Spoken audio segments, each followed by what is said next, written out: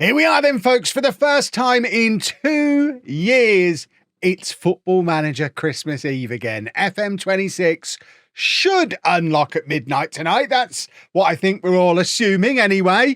And that means the brand new Non-Lethal Legend starts tomorrow at 4 p.m. right here on the channel. And at this point, if you're new around here, you might be wondering what all the fuss is about. So let me assure you that Non-Lethal Legend is not your standard FM career save. We have rules, we have discipline, we have a non-specific mortgage calculator and right move house shopping. If you've been here before, you know all this already, but every year we get thousands of new people jumping in. So this video is all part of the annual tradition, the Non-Lethal Legend rules breakdown. And I've already mentioned this in a few videos, but people are still asking in my stream, so let's announce it one more time. This year, we start Non-Lethal Legend with Bedford Town in the National League North. And I've never been more tempted to make this a one-club save so we can integrate a future Champions League winning stadium into the new Universal theme park that they're building in Bedford. So it might take a bit more than usual to convince me to move on this year. But that isn't something that we need to worry about today. Today is about clarifying the rules. So let's clarify the rules. Rule 1, where we actually start the save, the bit that I've just talked about. And we always begin with the club nearest to where I live in real life, in the lowest playable division, in the vanilla unmodded FM database that I haven't managed yet in Non-Lethal Legend before. This year, that club is Bedford Town in the National League North, newly promoted to Tier 6 after winning the Southern League Premier Division last season. Rule 2, we make real-life decisions only. We play Non-Lethal Legend on full realism mode. Every decision I make must be what I'd realistically do if it was all real. If I'm on £500 a week in the National League and a League 2 team offered to triple my salary, then I'm gone, even if we're top of the National League and the new team are in a relegation battle and we could potentially swap over. Because you would too, because nobody is turning down trebling their salary, at least at the levels where money still has some meaning. That does mean that the higher salaries get later in the save, the less salary alone is a pull for a new job. If I'm already earning £3 million a year, I might not want to uproot my family and move to a new country just to up that to £4 million a year, for example. And if it's only an extra £50 a week more and I have to move to South America, I'm probably staying put. We also have the added complication this year of women's football being included in the game and in the series. Although we're starting with a men's team, every nation we load that has a women's league will have those leagues loaded as well. So there's the possibility that we'll be offered a job at a women's team during the save, and we'll have to judge any offers we get in the same way. Equally, if I do end up managing a top women's club and we get into a title race in the WSL, and then a men's League 1 team, for example, come knocking and offer to double my salary, we might have to give up on the chance of a trophy. The more successful we are in the save, the more reputation and trophy matters. But money is always part of the decision, just like in real football. This is not a one-club save. Unless it becomes one, because we get a tycoon takeover in Season 3 and it makes sense to never move clubs. We move when we would in real life, not when it's convenient for the game. And that's the key to it. Rule 3, no search screens, no spoilers. We play with attribute masking on. We never use the player search or the staff search, although it is worth noting because of a change to how FM26 works, we will have to use the player database screen, the screen formerly known as player search, because that's where our scouted player list now lives. But we'll always keep it toggled to scouted players only. We also don't look at any Wonder Kid lists. It sometimes does make me look a little bit silly when I don't know any of the players that you've all signed in every save because they're this year's Freddie Adu. But I deliberately don't look because, as much as possible, I don't want to bring outside knowledge into the series. In the same vein, we don't use downloaded tactics or training or anything along those lines. And I don't want to know what the FM26 meta is and then be tempted to use it, as much as I can avoid all of that.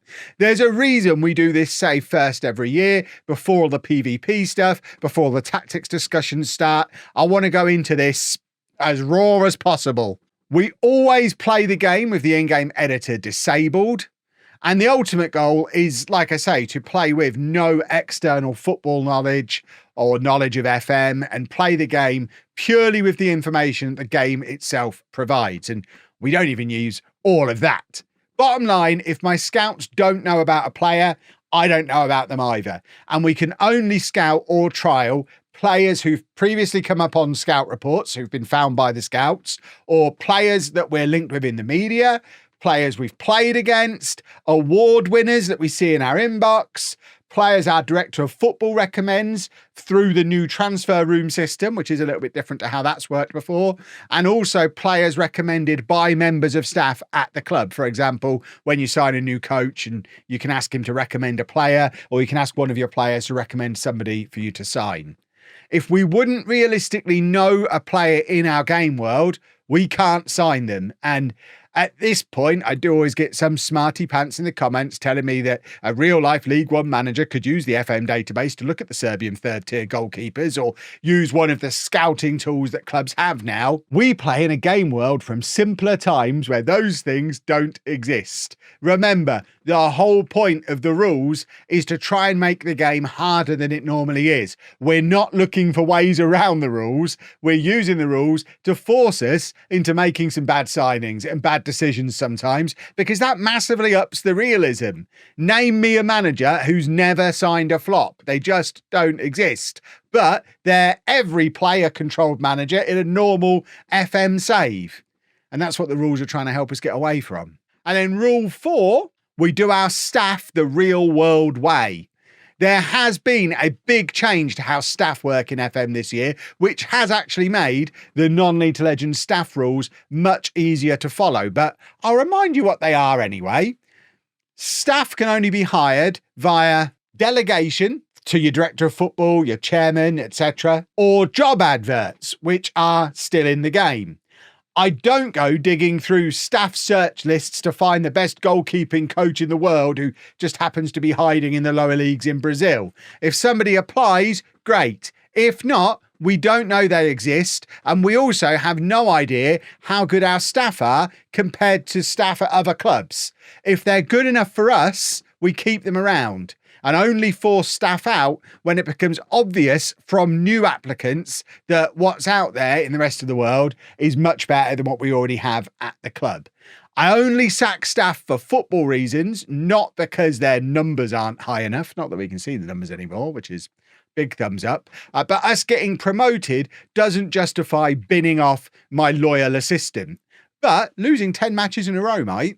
And yes, if a beloved player retires and wants to join the staff, we can bring them in just like we would in real life. Rule 5, no exploits. We play like an actual manager. And that means using tactics that make sense for the level that we're playing at. So no tiki-taka in non-league, for example.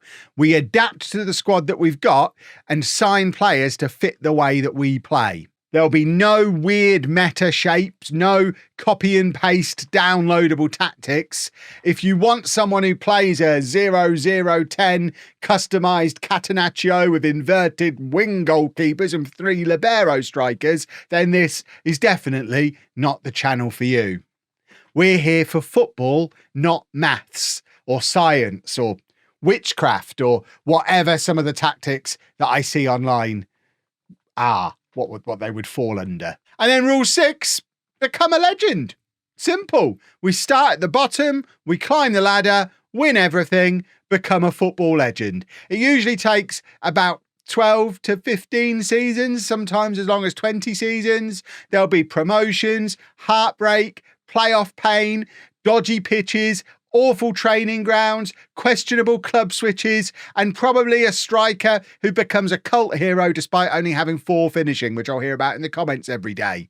This is the full FM journey, ups and downs, awesome stories, and we'll have a jolly good time doing it. So remember, episode 1 drops tomorrow. hopefully at 4 p.m. UK time, assuming the game is out by then. Otherwise, within an hour or so of the game releasing, if it ends up coming out later than that. And I will have a couple more copies of FM26 to give away as part of episode 1 as well. I still have a few left. So if you're excited for another year of chaos, heartbreak, emotion, and hopefully eventual glory, hit like, leave a comment telling me who you're going to be starting with, and I'll see you tomorrow. Non-League to Legend is back. Bedford Town, it's time to do a football. Thanks for watching, folks, and I'll see you in the chat for tomorrow's YouTube premiere.